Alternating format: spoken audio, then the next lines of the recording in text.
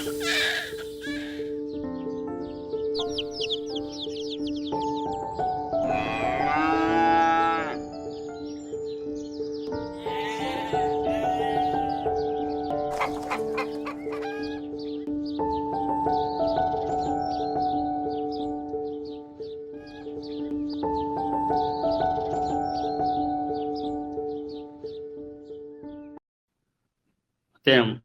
4:18.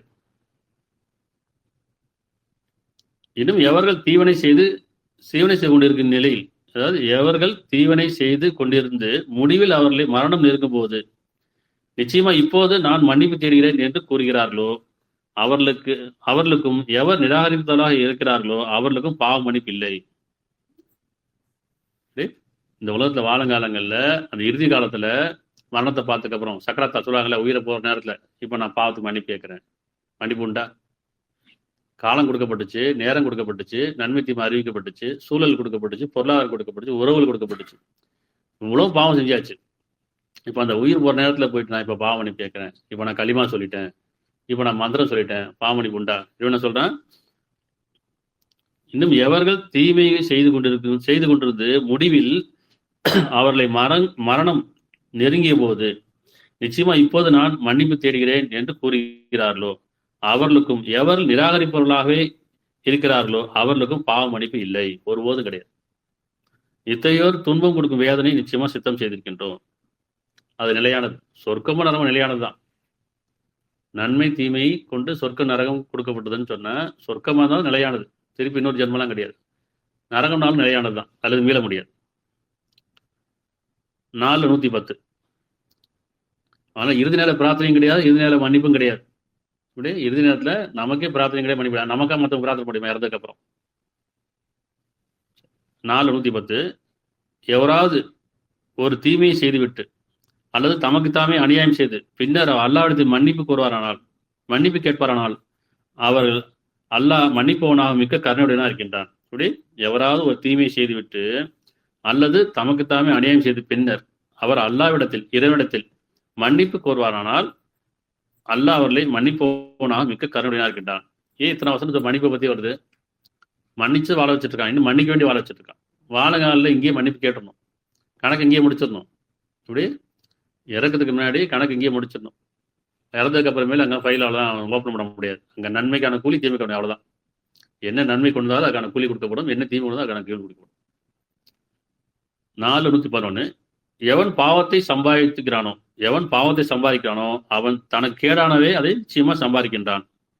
அல்லாஹ் அறிந்தவனாகவும் ஞானமுடையனா இருக்கின்றான். எவர் பாவத்தை சம்பாதிக்க தனக்கு கேடான். நான் பிறர் கெடுதல் பட்டேன்னா என்ன சொல்லுவான்? நான் அவனை ஏமாத்திட்டேன், அவன்கிட்ட போய் சொல்லிட்டேன், அவன் ஏமாந்துட்டான் அப்படின்னு அது சொல்றான். அந்த பாவம் உனக்கு செஞ்சதான் சொல்றான். அவன் ஏமாறல, நீ தான் ஏமாத்திக்கிட்ட, உடனே நீனே ஏமாத்திட்டேங்க.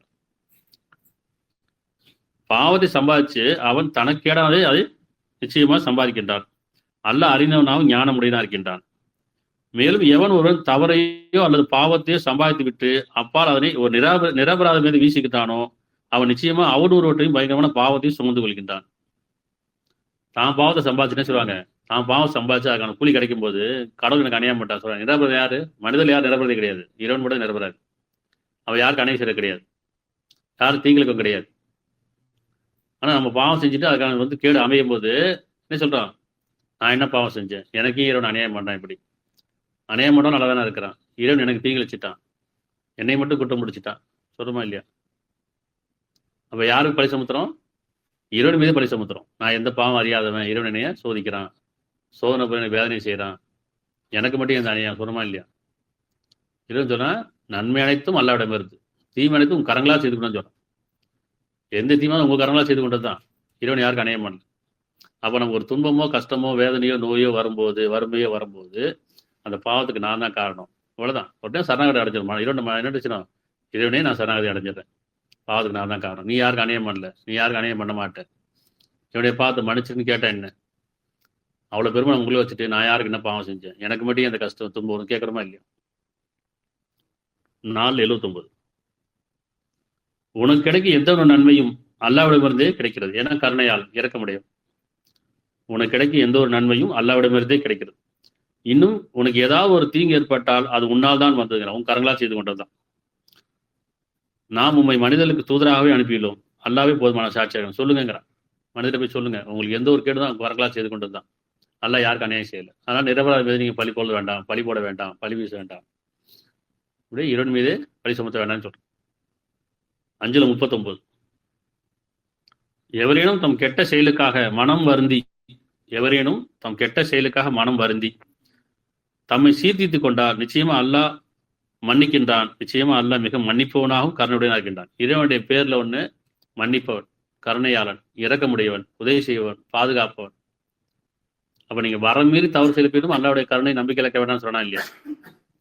அப்ப பாவ மன்னிப்பு மனசுக்குள்ள கேட்டா என்ன? அந்த பாதுக்கு பரிகாரம் ஏன் வெளியே போறோம்? நம்ம ஏன் மதங்களையும் சடங்குலையும் போயிட்டு ஏமாந்து போயிட்டு மூட நம்பிக்கையில போயிட்டு நிச்சயமா பாவம் மன்னிப்பு கிடைக்குமா? கிடைக்கவே கிடைக்காது. நம்ம திருந்தாத வரைக்கும், வருந்தாத வரைக்கும், திருத்தி கொள்ளாத வரைக்கும் பாவ மன்னிப்பு கிடையாது. எவரிடம் தம் கெட்ட செயலுக்காக மனம் வருந்தி தம்மை சீர்திருத்திக் கொண்டால் நிச்சயமா அல்லாஹ் மிக மன்னிக்கின்றான். நிச்சயமா அல்லாஹ் மிக மன்னிப்பவனாகவும் கருணையுடையவனாக இருக்கின்றான். 5:74 குர்ஆன் நம்ம இவ்வளவு படிக்கிறோம், இவ்வளவு சிந்திக்கிறோம், அதே நம்ம ஓதுனோம்னா புரியாது. ஓதுனா மந்திரம், படிச்சா புத்தகம், சிந்திச்சா குர்ஆன். குர்ஆனா சிந்தனைக்குரிய பிரித்தறிதல். 5:74 இவர்கள் அல்லாவின் பக்கம் திரும்பி அவரிடம் பாவமன்னிப்பு வேண்டியவர்களாக திருந்த மாட்டார்களா? இடன் சொல்றான். இவர்கள் அல்லாவின் பக்கம், என் பக்கம் திரும்பி என்னிடம் பாவமன்னிப்பு வேண்டியவர்களாக திருந்த மாட்டார்களா? அல்லாஹ் மிக்க மன்னிப்பவனா கருணையுடையவனா இருக்கின்றான். ஏன் கேட்கிறான்? உங்களுடைய காலம் வரதுக்கு முன்னாடி, உங்க நேரம் நெருங்கிறதுக்கு முன்னாடி பாவமன்னிப்பு கேட்டுருங்க. நம்பிக்கொண்டவர்களே, இப்படி நீங்க அல்லாவின் நம்ப வேண்டியபடி நம்புங்கள், அவனை கண்ணியப்படுத்த கண்ணியப்படுத்துங்க. அவனுடைய நம்பிக்கையை எப்படி இருக்கணும்? கண்ணியப்படுத்த கண்ணியப்படுத்து. அவன் கருணையால் இறக்க முடியும். மூமின்களே முஸ்லீம் மரணித்து விடாங்கிறான். நம்பிக்கொண்டவர்களே விசுவாசம் கொள்ளாம மரணித்து விடாதீர்கள், நஷ்டவலை ஆயிருவீங்க. பாவமன்னிப்பு கேட்காத நிலையில, திருந்தா நிலையில, வருந்தா நிலையில இறந்துருந்தீங்கன்னு சொன்னா அது நஷ்டவலை ஆயிருவீங்க. ஆனால் மரண வரத்துக்கு முன்னாடி திருந்துங்க, வருந்துங்க, மன்னிப்பு பெறுங்க. 8:29 நம்பிக்கொண்டவர்களே நீங்கள் அல்லாஹ்வுக்கு அஞ்சி நடந்து கொள்வீர்களானால், 8:29 நம்பிக்கொண்டவர்களே நீங்கள் அல்லாஹ்வுக்கு அஞ்சி நடந்து கொள்வீர்களானால் அவன் உங்களுக்கு பிரித்து நடக்கூடிய நேர்வழி காட்டுவான். கடலுக்கு பயந்துட்டா போதும், மனசாட்சி பயந்தா போதும். கடல் பயப்புனா என்ன? மனசாட்சி பயப்படுது, நியாய உணர்வு கட்டுப்படுறது. அப்ப நீங்கள் அல்லாஹ்வுக்கு அஞ்சி நடந்து கொள்வீர்களானால் அவன் உங்களுக்கு பிரித்து நடக்கூடிய நேர்வழி காட்டுவான். இன்னும் உங்களை விட்டு உங்கள் பாவங்களை போக்கி உங்களை மன்னிப்பான். இன்னும் அல்லாஹ் மகத்தான அருளுடையவன். இப்போ அல்லாஹ் கஞ்சினா என்ன? மனசாட்சி கட்டுப்பட்டா போதும், அது பிரித்தறிவிக்கும் நமக்கு. இது நன்மை தீமை, இது உண்மை பொய், இது நியாயம் அநியாயம், இது சரி தப்பு அறிவிக்குதா இல்லையா? இப்போ நிதானம், கவனம், தியானம். நிதானம் இல்லாமல் கவனம் கிடையாது, கவனம் இல்லாமல் தியானம் கிடையாது, தியானம் இல்லாமல் ஞானம் பெற முடியாது. அப்போ எப்பயுமே உள்ளட்சத்தோடு இருக்கணும், உணர்வோடு இருக்கணும். அதை நம்ம பிரித்தறிவிக்கும். அப்ப பிரித்தறிந்து நடக்கூடிய நேர்வழி காட்டுவான். உங்களை விட்டு உங்கள் பாவங்களை போக்கி உங்களை மன்னிப்பான். அல்லாஹ் மகத்தான அருளுடையவன். நேரம் விதிக்கப்பட்டாச்சு ஏற்கனவே இல்லையா? தீர்ப்பு வழங்கப்பட்டாச்சு. எப்படி தீர்ப்பு வழங்கப்பட்டாச்சு? நன்மைக்கு நன்மை, தீமைக்கு தீமை. ஏற்கனவே வழங்கப்பட்ட தீர்ப்பு தான். அவன் இறைவன் மனிதனை படைச்சிட்டு ஆன்மாவை கொடுத்துட்டு அதுக்கு நன்மை தீமையை விதிச்சுட்டான். நன்மைக்கான கூலி இது, தீமைக்கான கூலி இது. இறைவன் வீச்சுதான் நடக்கும். மனிதன் எதை விதைச்சாலும் அதான் கிடைக்கும். இதுதான் விதி. ஆனால் இறைவன் கருணையால் உடனுக்குடன் தண்டிப்பதில்லை, வீழ்ச்சதெல்லாம் உடனே கிடைக்கிறதில்லை. நன்மையாக இருந்தால் கிடைச்சிடும், அதுவும் பொறுமையால இருக்கு. தீமையா இருந்தா இறைவன் பொறுமையாளன். நன்மைக்கு நீங்க பொறுமையா இருங்க, தீமைக்கு நான் பொறுமையா இருக்கேங்கிறேன். அவங்கள உடனுக்குடன் தண்டிப்பதில்லை, ஒரு காலகட்டம் விட்டு வைக்கிறேங்கிறேன். அத்தையும் 11:90 ஆகவே உங்களுடைய இறைவனிடம் நீங்கள் மன்னிப்பை கோரி இன்னும் மனம் திருந்தி அவரிடம் மீளுங்கள். ஆகவே உங்கள் இறைவனிடம் நீங்கள் மன்னிப்பை கோரி இன்னும் மனம் திருந்தி அவரிடம் மீளுங்கள். நிச்சயமா என்னுடைய இறைவன் மிக்க கருணையுடையனாகவும் பிரியமுடையவனாகவும் இருக்கின்றான். மனிதன் மீது கருணையுடையனாகவும் பிரியமுடையனாக இருக்கின்றான். ஏன் இத்தனை வசனம் பார்க்குறோம் அப்படின்னா, பாவனுக்கு வெளியே போக வேண்டாம், சடங்கு பண்ண வேண்டாம், சம்பிரதாயம் பண்ண வேண்டாம், மூடநம்பிக்கை போக வேண்டாம், புண்ணியஸ்தலத்துக்கு போக வேண்டாம். இங்க சரிப்படிட்டா போதும், எண்ணங்களையும் செயல்களையும் சரிப்பட்டா போதும். பாவத்துக்குமான மன்னிப்பும் பரிகாரம் இங்கேதான் இருக்கு. அப்ப வேதம் அதான் சொல்லுது, குர்ஆன் அதான் சொல்லுது. சரியா? இப்ப இத்தனை வசனம் பார்க்கணும். என்ன சொல்ற இறைவன்? நீ மன்னிப்பு தேடுங்க, மன்னிப்பு தேடுங்க. மனிதன் அநியாயக்காரனா இருக்கான், வரமீறவனா இருக்கான், இணைவு போனா இருக்கிறான், தங்களை தானே பரிசுத்தவன் சொல்லி புகழ்ந்துக்கிறான், பெருமை கொண்டவனா இருக்கிறான், பகைமை கொண்டவனா இருக்கான். இவ்வளவு பாவத்துக்கு காரணமா இருக்கு. அதனால ஆகவே உங்க இறைவிடம் நீங்கள் மன்னிப்பை கோருங்கிறான். மன்னிப்பை கோரி மனம் திருந்தி அவனிடம் மீளுங்கள், இறைவன்கிட்ட மீளுங்கிறான். நிச்சயமா என் இறைவன் மிக்க மன்னிப்பவனாகவும் கருணையுடையவனாகவும் பிரியமுடையவனாக இருக்கின்றான். அதனால யார் பாவ மன்னிப்பு கேட்கிறாங்களோ அவர்களுக்கு மட்டும்தான் மன்னிப்பு உண்டு, பரிகாரம் நிச்சயமா மன்னிப்புக்கு பரிகாரம் ஆகாது. எந்த ஒரு சடங்கும் மன்னிப்புக்கான பரிகாரம் ஆகாது. எந்த ஒரு புண்ணியஸ்தலமும் மன்னிப்புக்கான பரிகாரம். புண்ணியஸ்தலம் எங்கேயுமே இல்லை. புண்ணியஸ்தலம் உள்ள மட்டும்தான் புண்ணியஸ்தலம். அது புண்ணியஸ்தலம் ஆக்குறதும் அது அசுத்தமாக்குறதும் நம்ம கிட்ட தான் இருக்கு. 9:112 மன்னிப்பு கோரி மீண்டவர்கள். 9:112 மன்னிப்பு கோரி மீண்டவர்கள், அவனிடமே தேடுபவர்கள், அவனையே புகழ்பவர்கள், அவன் பாதையில் வாழ்பவர்கள், பணிந்து நடப்பவர்கள், அவனுக்கே முற்றிலுமாக கீழ்ப்படிந்தவர்கள், நன்மை செய்பவர்கள், நன்மை செய்ய ஏவுபவர்கள், தீமை விட்டு விலகுபவர்கள், அல்லாவின் வரம்புகளை பேணி பாதுகாப்பவர்கள், இத்தகைய நம்பிக்கையாளர்கள் நீ நற்செய்தி கூறுகிறாக. என்ன நற்செய்தி பாருங்க, திரும்பி பாருங்க. மன்னிப்பு கோரி மீண்டவர்கள், தன்னுடைய பாவத்துக்காக இரண்ட மன்னிப்பு கோரி அந்த பாவத்தை வந்து மீண்டவர்கள். நீ கோவப்பட்ட இனிமேல் கோவப்படக்கூடாது, பெருமை கொண்ட இனிமேல் பெருமை கொள்ளக்கூடாது, புறம் பேசிட்டு இனிமேல் புறம் பேசக்கூடாது, பொய் சொல்லிட்டு பொய் சொல்லக்கூடாது, ஏமாற்றக்கூடாது. எதெல்லாம் உணர்ச்சி இருக்கோ, எதெல்லாம் உணர்வுக்கு எதிராக இருக்கோ அதுல இருந்து மீண்டுருக்குங்க. மீண்டுட்டு மன்னிப்பு கோரி மீண்டுட்டு அவனிடமே தேடுவார்கள், அவனே பாதுகாப்பு தரணும். இனிமேல் செய்யாம இருக்கு பாவம், நான் செஞ்சுட்டேன், இனிமேல் செய்யாம பாதுகாப்பு. இறைவன் நாடாம நன்மை கிடையாது இல்லையா? இறைவன் நம்ம உதவி தேடணும், நன்மைக்கு உதவி செய்யணும், பொறுமைக்கு உதவி தேடணும். இறைவன் பொறுமையாளன், அவனுடைய பண்பினது எதெல்லாம் அவன் பண்போ அந்த பண்புட்டு கேட்கணும். பொறுமையாளனே எனக்கு பொறுமையை கொடு, உண்மையாளனை நான் உண்மை பேசணும் ஆக்கிவிடு, கருணையாளனை நான் பிறகு கருவை உடையவனா இதை ஆக்கிவிடு, உதவி செய்வனை நான் பிறகு உதவி செய்வனா ஆக்கிவிடு. இப்படி அவனுடைய பண்புகள் இருந்து நம்ம நல்ல குணங்களை கேட்டே இருக்கணும். மன்னிப்பு கோரி மீண்டவர்கள், அவனமே தேடுபவர்கள், அவனையே புகழ்பவர்கள். புகழ்வன அர்த்தம் எல்லா புகழும் இறைவனுக்கு, பெருமை கொள்ளாம இருக்கீங்கன்ற அர்த்தம். இறைவன் புகழ விரும்பல, நீங்க பெருமை கொள்ளாம இருக்கீங்க. அவனுடைய பாதையில் செல்பவர்கள், அவருடைய பாதையில் வாழ்பவர்கள். அவருடைய பாதை எது? சாந்தமும் சமாதானமும், உண்மையும் நன்மையும், நியாயமும் உள்ளட்சமும், இதெல்லாம் அவருடைய பாதையை வாழ்பவர்கள். பணிந்து நடப்பவர்கள் தரான், பணிந்து நடக்குங்கிறான். இறைவனுக்கு பணிந்து நடங்க, மனசாட்சி கட்டுப்பட்டு நடங்க, பணிந்து நடப்பவர்கள், அவனுக்கே முற்றிலுமாக கீழ்படித்தவர்கள், அவனுக்கு மட்டுமே முற்றிலுமாக கீழ்படித்தவர்கள். அவனுக்கே நடந்தோம், அவனுக்கு மட்டுமே, இறைவனுக்கு மட்டுமே, கடவுளுக்கு மட்டுமே. கடவுளை யாரும் பார்த்ததில்லை, யார் கடவுளுக்கு அம்சல ஏமாந்துறாங்கிறான். கடவுள் பேரால ஏமாந்துறாங்க, மதத்தின் பேரால ஏமாந்துறாங்க, சடங்கு பேரால ஏமாந்துட வேண்டாம், மூட நம்பிக்கை பக்கம் போயிட வேண்டாம். உங்களுடைய மனம்தான் கோயில், உள்ளம்தான் புண்ணிய ஸ்தலம். அந்த உள்ளத்தை தான் பாவ புண்ணியம் ரெண்டும் அறிவிக்கப்படும். எண்ணங்களும் செயலும் ஒழுங்குபடுத்திட்டா பாவ புண்ணியத்துக்கான பரிகாரம் உண்டு. அவனுக்கே முற்றிலுமாக கீழ்படிபவர்கள், நன்மை செய்ய ஏவுபவர்கள், தானும் செய்த நிலையில பிறருக்கு நன்மை ஏவக்கூடிய, தான் நன்மையில வாழ்ந்த நிலையில பிறருக்கு நன்மை செய்யவர்கள். தீமையை விட்டு விலகியவர்கள், தான் விலகிய நிலையில. செய்யாத சொல்லாதீங்கன்னு சொல்ற இறைவன், நீங்க செய்யாம வந்து சொல்லாதீங்க. அதனால நீங்க தீமையிலிருந்து விலகி, நீங்க பெருமையை விட்டுட்டு, கோபத்தை விட்டுட்டு, அவசரத்தை விட்டுட்டு, தீமையை விட்டுட்டு பிறருக்கு அந்த பொறுமையை பற்றி சொல்லுங்க, அவசரத்தை பற்றி சொல்லுங்க. சரியா? அப்ப நன்மை செய்ய ஏவுபவர்கள், தீமையை விட்டு விலகுபவர்கள், அல்லாவின் வரம்புகளை பேணி பாதுகாத்து. அல்லாவுடைய வரம்பு என்ன? வரம்புனா யாருக்கு தெரியுமா? மனசாட்சி தான் வரம்பு. அங்கதான் நியாய தராசு இருக்குது. தராசுங்கிறது எங்க இருக்கு? நியாய உணர்வு எங்க இருக்கு? அங்கதான். நியாய தீர்ப்பை பொய்ப்பிக்கிற நீ பாத்தியான்னு கேட்கறான். நியாய தீர்ப்பை பொய்ப்பிக்கிற நீ பாத்தீரா அப்படின்னா யாரு? நம்ம தான். யாரெல்லாம் மனசாட்சிக்கு விரோதம் நடக்கிறோமோ நியாய தீர்ப்பு பொய்ப்பிச்சா அர்த்தம். நியாய தீர்ப்பு எங்க இருக்குன்னா இங்கதான் இருக்கு. சொல்லுவாங்களே மனசாட்சி கேட்டுப்பாரு, மனசாட்சி கேட்டுப்பாருன்னு அர்த்தம். அது சொல்லும், நியாயமா சொல்லும். அதனால அல்லாவின் வரம்புகளை பேணி பாதுகாப்பவர்கள், இத்தகைய நம்பிக்கையாளருக்கு நீ நற்செய்தி கூறுவீராக. நற்செய்தினா அல்லாவிடத்து நற்கூலி இருக்கிறது. சலாம், இறைவன் தான் நமக்கு சலாம் சொல்லணும். மனிதனுக்கு மாதிரி சலாம் சொல்ல அலைகிறோமா இல்லையா? நம்ம பாவம் செய்யறவர்களா இருக்கோம், வரம்பீர்களா இருக்கிறோம், உண்மை இல்லாதவர்களா இருக்கும், நன்மை செய்யாதவர்களா இருக்கும். ஆனால் மற்றவங்க சலாம் சொல்றோம். சலாம் சொல்றது நம்ம என்ன தகுதி இருக்கு? பேருக்கு மதத்துக்காக சலாம் சொல்லிடுவோம். சலாம் அலைக்கு, சலாம் அலைக்கு. சலாம்னா என்ன? வார்த்தையை சொல்றதா, உணர்வா இருந்ததா? ஒருத்தர் சலாம் சொல்லணும்னா அவர் மனம் அமைதி பெறணும். நம்ம மனசு அமைதியா இருக்கணும். நம்ம மனசு அமைதி இல்லாத மற்றவங்க போய் சலாம் சொல்லிட்டு இருந்தோம். ஒரு தவறு செஞ்சுட்டாரு, குழந்தை தவறு செஞ்சிருச்சு, என்ன செய்யணும்? சரி இனிமே செய்யாத, அவன் பயந்துட்டு இருப்பான், செய்யாத அப்படின்னா அவனுக்கு சலாம். சரி அப்பா வந்து நம்ம மன்னிச்சிட்டாருன்னு அர்த்தம். ஒருத்தவங்க பசியில இருக்கிறாங்க, அவங்களுக்கு உணவு கொடுத்தா சலாம், அவங்க மனசு அமைதி பெறும். கடன் இருக்காங்க, கடன் தீர்த்தது சலாம். எது உங்க மனசுக்கு அமைதி ஆழ்ந்ததோ அதான் சலாம். வெறும் வார்த்தையில இல்லை, அது மாதிரி சொல்லிட்டோமா இல்லையா? அப்ப இறைவன் தான் நம்ம சலாம் சொல்லணும். எப்படி சொன்னோம்? நான் மன்னிப்பு கேட்கும்போது என் மனசு அமைதி பெறணும். இரண்டு நான் பிரார்த்தனை பண்ணும்போது என் பிரார்த்தனைக்கான பயன் அளிக்கணும். இது சலாம். அப்ப இந்த குர்ஆன் முழுக்க முழுக்க என்ன சொல்லுது? நற்செய்தி சொல்ல வந்திருக்கு, உபதேசம் பண்ணதான் வந்திருக்குது. தூதர் சலாம் சொல்ல தான் வந்திருக்காங்க. நற்செய்தி இறைவன்றது நற்செய்தி சொல்ல தான் வந்திருக்காங்க. இந்த வேதம் அதான் சொல்லுது. இந்த சலாம் நம்ம என்ன செய்யணும்? பதில் சொல்லவே இல்லை. நமக்கு தூதர் மூலியமா சலாம் சொல்லி அனுப்புறான் இறைவன். நம்பிக்கையாளருக்கு சலாம் சொல்றான் இல்லையா? சலாம் பதில் சொல்றோம், நம்ம ஏற்றுக்கொண்டா பதில் சொல்லணும்னு அர்த்தம். சலாம் ஏற்றுன்னு அர்த்தம். சரி, அப்ப ஒரு பக்கம் என்ன செய்றாங்க? வறுமையும் நோயும் நம்ம செய்த பாவம், இந்த உலகத்தில் செய்த பாவம் தான். முந்தி செய்த பாவம்லாம் கிடையாது.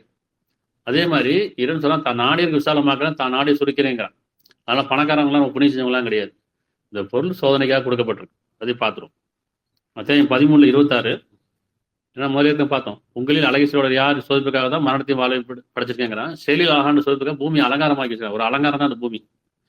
அதனால 13:26 அல்லாஹ் தான் நாடியோருக்கு வசதியை விசாலமாக்குகிறான், அளவிட்டும் கொடுக்குகின்றார். எனினும் அவர்களின் உலக வாழ்க்கையை தான் மகிழ்ச்சி அடைகிறார்கள். நிலையான வாழ்க்கையை உலக வாழ்க்கை மிகவும் அற்பமே என்று வரலைங்க. சொற்பமானது அற்பமானது எவ்வளவு இருந்தாலும் சரி, கொடுக்கப்பட்டாலும் சோறு தான், குறைக்கப்பட்டாலும் சோறு தான். எவ்வளவு விசாலமாக இருந்தால் சோறு தான். அதை கொண்டு பெருமை கொண்டு இணை வைக்கிறானா, வரம்பீறானா, குறைக்கும் போது நிராசப்பட்டு வரம்பீறானா, இணை வைக்கிறானான்னு பாட்டு. இது ரெண்டுமே சொன்னா பொருள் நமக்கு சோதனை தான். அது அருள் கிடையாது, பொருள் அது சோதனைக்காக கொடுக்குறது. அருள்ன்றது மனசுல இருக்கு, அது உணர்வா இருக்கு. 28:60 ரெண்டு மூணு வருஷம் தான் பார்க்குறோம். நிறைய வசனம் குர்ஆன்ல இருக்கு, அதோட தொடர்பை பார்த்து. 28:60 மேலும் உங்களுக்கு கொடுக்கப்பட்டதெல்லாம் இவ்வுலக வாழ்க்கையின் அலங்காரமும் அற்பசுகம் தான். உலக வாழ்க்கையின் அற்பசுகமும் அவருடைய அலங்காரம் தான். ஆனால் அல்லாஹ்விடத்தில் போய் மிகவும் மேலானதாகவும் நிலையானதாக இருக்கின்றன. நீங்கள் அறிந்து கொள்ள மாட்டீர்களா? கொடுக்கப்பட்ட எல்லாமே சோதனை, எவ்வளவு இருந்தாலும் சரி, கோடி கோடியாக தான் சரி, அது சோதனை. அற்பசுகம் சொற்பசுகம் அல்லாஹ்விடத்தில் அழகான தங்கப்பட முடியும். அது வேணுமா இது வேணுமாங்க.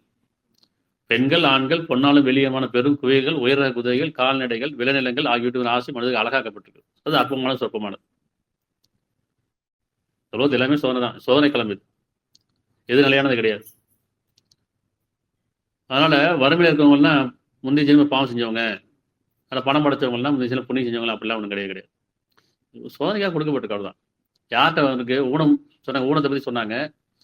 யாரெல்லாம் ஊனமுற்றா இருக்காங்களோ, இப்படி உடல் குறையோட படைக்கிறாங்களோ அவங்களாம் முந்தைய பாவம் செஞ்சவங்க.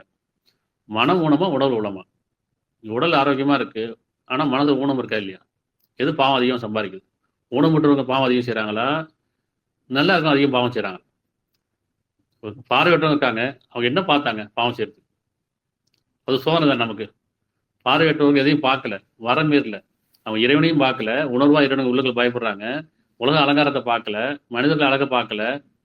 அவங்க செய்றாங்க, உணர்வு மட்டும் பார்க்குறாங்க. 2 பேர் பேசிக்கிறாங்க, என்ன செய்றாங்க, அந்த எது கம்யூனிகேஷன் அவங்க உணர்வு மட்டும் பகிர்ந்துக்கிறாங்க. மனிதனை பார்த்து அழகா இருக்கான்னு பெருமை கொள்ளவும் இல்லை, போராம்படவும் இல்லை. பேச வராங்க இருக்கிறாங்க, யார் அதிகம் பாவம் பேச தெரிஞ்சவங்க நல்லா வாய் பேசுறவங்க பாவம் செய்வாங்களா, பொய் சொல்லுவாங்களா, புறம் பேசுவாங்களா, பேச தெரியாம செய்வாங்களா? நிறைய கைகாலெல்லாம் சுகமா இருக்கு, யார் வர முடியாது அதிகமா? ஊனம் எங்க இருக்கு, உள்ளத்திலேயா உடல்லையா? சோதனைக்காக தானே கொடுக்கப்பட்டிருக்கு. அது யாரையும் குற்றம் குறி சொல்றதுக்கெல்லாம் இல்லை. அவர் செய்த பாவம் அவருக்கு, அவர் செய்தது நன்மையும் அவர் செய்த தீமை அவரவருக்கே தான். இறைவன் சோதனைக்காக படைக்கப்பட்டிருக்கு. சில பேர் கொடுத்துருக்கான், சில பேர் குறைச்சிருக்கான். சில பேர் அழகா படைச்சிருக்கான், சில பேர் கொஞ்சம் குறைவா படைச்சிருக்கான். சில பேர் நெட்டையா குட்டையா படைச்சிருக்கான். இறைவன் உருவத்தை பார்க்கவே இல்லை, உள்ளத்தை மட்டுமே பார்க்கலாம். உள்ளங்கிறது ஊனம் அப்படின்னு சொல்லவே முடியாது. உள்ளத்துல யாருக்கு ஊனம் இருக்கு, யார் ஊனம் இல்லைங்கிறது அவரவர் நன்மை போட்டு. அதனால உள்ளத்தின் ஊனம் தான் கேடே தவிர உடல் ஊனம் கிடையாது. எவ்வளவு திறமை மாட்டு அதான் சொல்லாங்க, மாட்டுத்திறனாளி சொல்றாங்க. மாட்டுத்திறனாளி அவங்களுக்கு ஒரு திறமை இருக்குது, ஒவ்வொருத்தருக்கும் ஒரு திறமை இருக்கு, அப்படிதானே? இப்ப அதிகம் பாவம் செய்வது யாரு? உடல் ஊனமுற்றவர்களா அல்ல உள்ளத்தில் ஊனமுற்றவர்களா நம்ம சிந்திக்கிறதுக்காக பார்க்கணும். அதனால இறைவன் மீது பழி சொல்லாம பாவம் புண்ணியங்கிறத இந்த உலகத்துல வாழுங்காலங்கள்ல தான், இந்த உலகத்துல தான் பாவத்துக்கான பரிகாரமும் புண்ணியத்துக்கான பரிகாரம் இங்கதான் இருக்குது. மறுஜென்மம், 7 ஜென்மம் இதெல்லாம் ஒரு மூட நம்பிக்கையா வருது. அப்படி யாராவது சொல்லியிருக்காங்க, சொல்றவங்க என்ன சொல்லணும், நான் இந்த மாதிரி இந்த ஜென்மத்துல இருந்தேன், ஒரு 7 ஜென்மத்துல நான் பிறந்தேன், அல்ல முந்தைய ஜென்மத்துல நான் இப்படி இருந்தேன், இப்ப நான் ஜென்மத்தை உங்களுக்கு சோதிக்க சொன்னாங்க, யாரும் சொல்றாங்க அப்படின்னு? அப்படியே சொல்றது இல்லையே. அதனால இந்த மூட நம்பிக்கை வெளியே வரணும். முதல்ல நம்ம உணர்வா இருக்கணும், உலகத்தோட இருக்கணும். சடம் கிடையாது, மனசுதான் எல்லாமே நம்முடைய வாழ்க்கை. மனதுலதான் பாவம் புண்ணியம் இருக்கு. அத்தியாயம் 2ல 80, 81, 82 ஒரு சில நாட்களை தவிர இன்னும் ஒரு சில நாட்களை தவிர என்னை நரக நெருப்பு தீண்டாது என்று அவர்கள் கூறுகிறார்கள். ஒவ்வொரு மாதிரி சொல்றாங்களா இல்லையா? நீங்க பாவம் புண்ணியம் பண்ணிருக்கீங்க, கொஞ்ச நாளைக்கு நரகம், அதுக்கப்புறம் சொர்க்கத்துக்கு போயிருவீங்க பாவம் பரிகாரம் செஞ்சா. இப்படி பாவம் செஞ்சு நரகத்துக்கு போயாச்சு. இங்கேருந்து யாராச்சும் நிதி கொடுத்தாலோ, இல்லை பாத்தியா ஓனாலோ, யாசின் ஓனாலோ, அல்லது ஏதாவது புண்ணியம் செஞ்சா அவங்க சொர்க்கத்துலேருந்து நரகத்துலேருந்து விடுபட்டு சொர்க்கத்துக்கு போயிடுவாங்களா? அப்படி சில கதைகள் சொல்லப்படுறாங்களா இல்லையா? செஞ்ச பார்த்து கொஞ்சம் அனுபவிச்சுட்டு திரும்பி சொர்க்கத்துக்கு போயிடுவாங்க அப்படின்னு சொல்றாங்க. ஏன்னா சொர்க்கம், அதாவது பாவம் கூட 2 பேரும் செஞ்சிருப்போம். பெரும்பாலும் பாவம் செஞ்சிருப்போம், கொஞ்சம் புண்ணியம் செஞ்சிருப்போம். புண்ணியத்துக்கான கூடி அங்கே என்ன கேட்போமா இல்லையா? இறைவன் நான் புண்ணியம் செஞ்சேன், நரகத்தில் போட்டியே கேட்போமா இல்லையா? அப்போ நான் இவர் பாவம் செஞ்சிருக்காரு, பார்த்து கூலி கொடுக்கலையா, சொர்க்கத்துக்கு போட்டியே மனிதன் கேட்பானா இல்லையா? அப்ப என்ன சொல்ற இறைவன், ஒரு சில நாட்களை தவிர எங்களை நரக நெருப்பு தீண்டாது என்று அவர்கள் கூறுகிறார்கள். அல்லாஹ்விட அப்படி ஏதேனும் உறுதிமொழி பெற்றிருக்கிறார்களா? அப்படியாயின் அல்லாஹ் தன் உறுதிமொழியை மீற மாட்டான். அல்லது நீங்கள் அறியாததை அல்லாஹ் சொன்னதாக கூறுகிறீர்களா? கடவுள் பேரால வேதத்து பேரால எவ்வளவு கதை சொல்லிட்டு இருக்காங்க இல்லையா? அப்படி ஆனா என்ன சொல்றேன், அவ்வாறு எவர் தீமை சம்பாதித்து அந்த குற்றம் அவரை சூழ்ந்து கொள்கிறதோ அத்தையோ நரகவாசியிலே அவர்கள் அதில் என்றென்று இருப்பார்கள். யார் தீமை சம்பாதித்து அந்த குற்றம் அவரை சூழ்ந்து கொள்கிறதோ அத்தையோ நரகவாசியோ அவர் அதில் என்றென்று இருப்பார்கள். திருப்பி ஒரு ஜென்மம் கொடுக்கப்படும், அப்புறம் பாவத்தை கழிச்சுவான்னு சொல்லி அனுப்பப்படும். அப்படிலாம் குர்ஆன் சொல்லலை. இன்னும் எவர் நம்பிக்கொண்டு நல்ல செயல் செய்கிறார்களோ அவர்களின் சோடவாதிகள் அவர் என்றென்றும் இருப்பார்கள். அவ்வளவுதான். சொர்க்கமா நரகமா நிரந்தரமானது, நிலையானது. ஆனால் வாழங்காலங்களில் தான் பாவத்துக்கான பரிகாரமும் புண்ணியத்துக்கான வழியும் இங்கேதான் தெரியும். இறந்ததுக்கு அப்புறம் திருப்பி வருவோமா அப்படிலாம் கிடையாது. அதையும் ஒரு வசனம் சொல்லுது, 35-37 அதில் அவர்கள் எங்கள் இறைவனே நீ எங்களை வெளியேற்றுவாயாக. எப்படி நாங்கள் பாவம் செஞ்சிட்டோம், நரகத்தை பார்த்துட்டோம், அதனால் திருப்பி எங்களை அமுச்சுடு, இன்னொரு ஜென்மத்தை கொடு, நாங்கள் போய் நினைச்சிடும், நீ எங்களை வெளியேற்றுவாயாக. நாங்கள் வழக்கமாக செய்து கொண்டு விட்டும் நல்ல செயலை செய்துவோம், எங்களை மறுபடியும் இன்னொரு ஜென்மத்தை கொடு, இன்னொரு பிறவியை கொடு, நாங்கள் போய் இது வரைக்கும் செஞ்ச பாவத்தில் விட்டு இப்படி நல்ல புண்ணியமாக செஞ்சுக்கணும்னு சொல்லுவாங்களாம். எப்படி சொல்றாங்க, எங்கள் இறைவனே நீ எங்களை வெளியேற்றுவாயாக, நாங்கள் வழக்கமாக செய்து கொண்டு. என்ன வழக்கமாக செஞ்சுட்டு இருக்கோம்? வழக்கமாக செஞ்சது என்ன? பாவம் தானே. அப்போ இதுவரை நாங்கள் செய்து கொண்டு நல்ல பாவமானவற்றை செய்துவிட்டும் நல்ல செயலை செய்வோம் என்று கூறி கதறுவார்கள். அதுக்கு என்ன சொல்றான், சிந்தித்து உணரக்கூடியவன் அதில் சிந்திக்கும் போட்டு உன் நீண்டாயில கொடுக்கவில்லையான்னு கேட்கிறான். உன் வாழுங்காலங்களில் நீண்டாயில கொடுத்தாருலப்பா, சிந்தித்து உணர்வன் அது சிந்திக்க போட்டு நீண்டாயில கொடுக்கவில்லையா? உனக்கு தூதர் வரலையா? வேதம் கொடுக்கப்படலையா? உனக்கு ஆன்மா கொடுக்கப்படலையா? நன்மை தீமை அறிவிக்கப்படலையா? அப்ப சிந்தித்து உணரக்கூடியவன் அது சிந்திக்கும் போட்டு உங்களுக்கு நீண்டாயிலே கொடுக்கவில்லையா? உங்களிடம் அச்சமுடைய எச்சரிக்கைகள் வந்திருந்தார்கள், உங்களுக்கு வேதம் கொடுக்கப்பட்டுச்சு, தூதர் வந்தாங்க, ஆகவே நீங்கள் சுவையுங்கள் ஏனென்றால் அநியாயக்காரர்களுக்கு உதவி செய்வது எவரும் இல்லை. அவ்வளவுதான். மறுபிறவி, முந்தைய பிறவி எல்லாம் கிடையாது. மறு உலகம், அதாவது மறுமைன்னு ஒன்று இருக்கு. மறுமைன்னா இறந்ததுக்கு அப்புறம் வாழ்க்கை. அதான் நம்பிக்கை, கடவுள் நம்பிக்கைங்கிறது. அதனால வாழுங்காலங்களில் பாவ மன்னிப்புங்கிறது, பரிகாரங்கிறது உள்ளத்துலதான் இருக்கு. தன்னுடைய தவறை உணராம, தன்னை திருத்திக்கல்லாம, நம்மளை மாற்றிக்கொள்ளாம பாவ மன்னிப்புன்னு ஒன்று கிடையவே கிடையாது. அது பரியமாறும் கிடையாது. அது ஏமாந்துட வேணாம்னு சொல்றாரு. நீங்க செய்ய தவறுக்காக உடனுக்குடன் பிடிப்பா இருந்தால் உலகத்தை ஒரு வீடு மிஞ்சிருக்காரு இல்லையா? 42:5 அந்த அவசரம் படிச்சுங்க.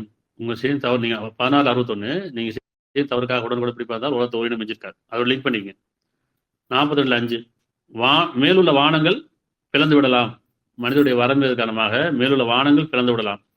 ஆனால் வானவர்கள் தங்களுடைய இறைவனின் புகழை கொண்டும் அவன் தூய்மையை போற்றியும் உலகில் உள்ளவருக்காக மன்னிப்பு தேடுகின்றனர்.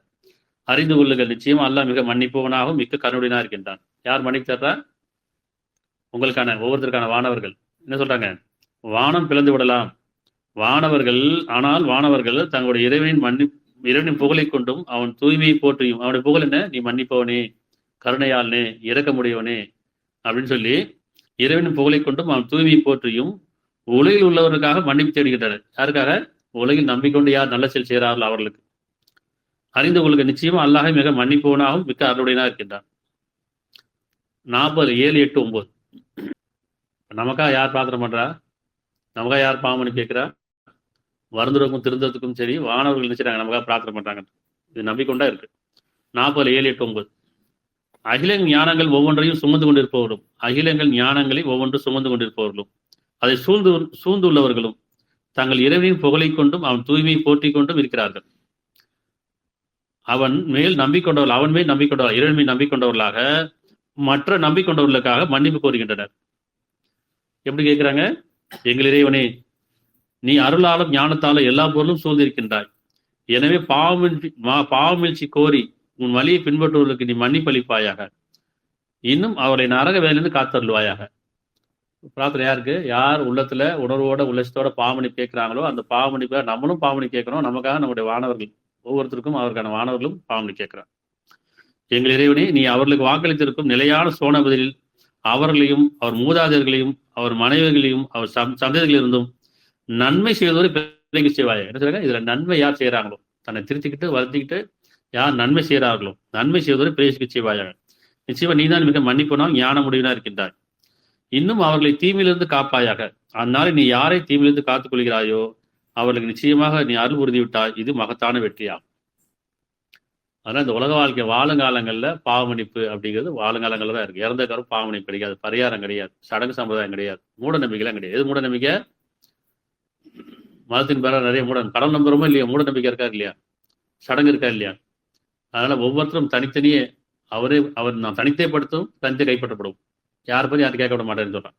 அவர் செய்த நன்மையாக இருக்கு, அவர் செய்த தீமையாக இருக்கு, யாருக்கு யாரும் சிபாரிசுலாம் கிடையாது.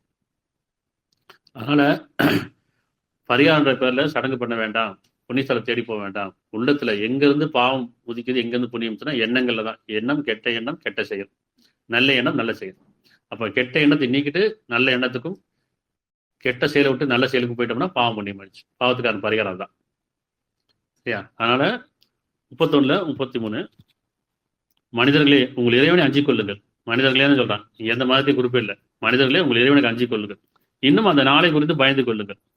தந்தை தன் மகனுக்கு உதவ மாட்டார், பிள்ளைகளும் தன் தந்தைக்கு எதையும் நிறைவேற்றுகிறார். என்ன சொல்றாங்க? இறந்ததுக்கு அப்புறம் அவங்களுடைய வாரிசு, அவருடைய பிள்ளைகள், அவருடைய உறவுக்காரங்க அவங்களுக்கான பாத்தியா ஓதலாம், கத்தம் ஓதலாம், அவங்களுக்காக உணவு கொடுக்கலாம், நன்மை செஞ்சிடலாம், பரிகாரம் பண்ணா புண்ணியம் கிடைச்சிருமான கிடையாது. என்ன சொல்றேன்? தந்தை அந்த நாளை பயந்து கொள்ளுங்கள், தந்தை தன் மகனுக்கு உதவ மாட்டார், பிள்ளையும் தன் தந்தைக்கு எதை நிறைவேற்றிக்க வைக்க இயலாது. நிச்சயமா அல்லாஹ்வின் வாக்குறுதி உண்மையானதாகும். ஆகவே உலக வாழ்க்கை உங்களை ஏமாற்ற வேண்டாம், ஏமாற்றவனும் உங்களை அல்லாஹ் கொடுத்து ஏமாற்றாத இருக்கட்டும். ஏமாற்றவனு அர்த்தம் கடவுள் பேரால நீங்க ஏமாந்துடாதீங்க.